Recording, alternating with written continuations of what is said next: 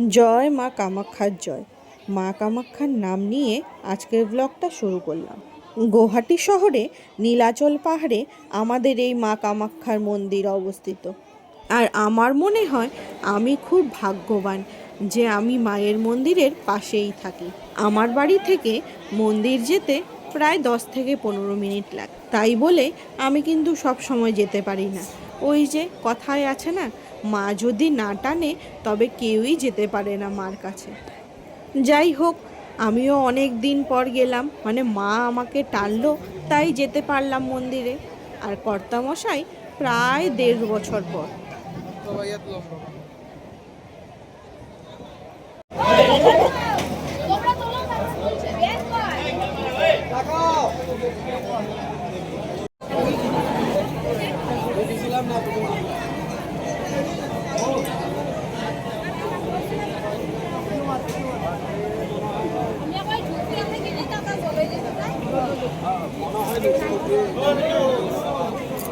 মন্দিরে গেলে কি যে একটা শান্তি উপভোগ করা হয়।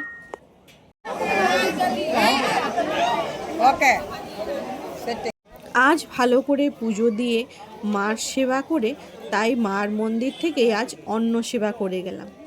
এই যে অন্ন সেবা কুপন কেন্দ্র লেখা আছে, এখান থেকেই কুপন দেয় আর এখানেই ভোগ সেবা করা হয়, একদম বিনামূল্যে, কোনো পয়সা দিতে হয় না।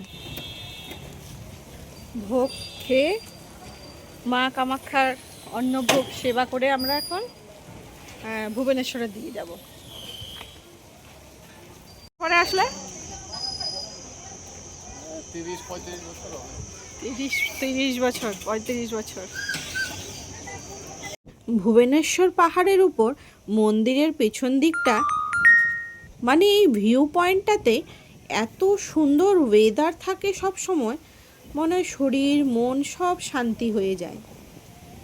ভাবছিলাম কিছুটা সময় ওখানটায় বসবো, কিন্তু বাতাসের এত প্রবল উত্তেজনা, তাই আমরা নেমে চলে আসলাম। এখান থেকে একদিকে নদী, একদিকে পুরো গৌহাটি শহরটা খুব সুন্দর করে দেখা যায়। যদিও এখন খোলা দেখাচ্ছে,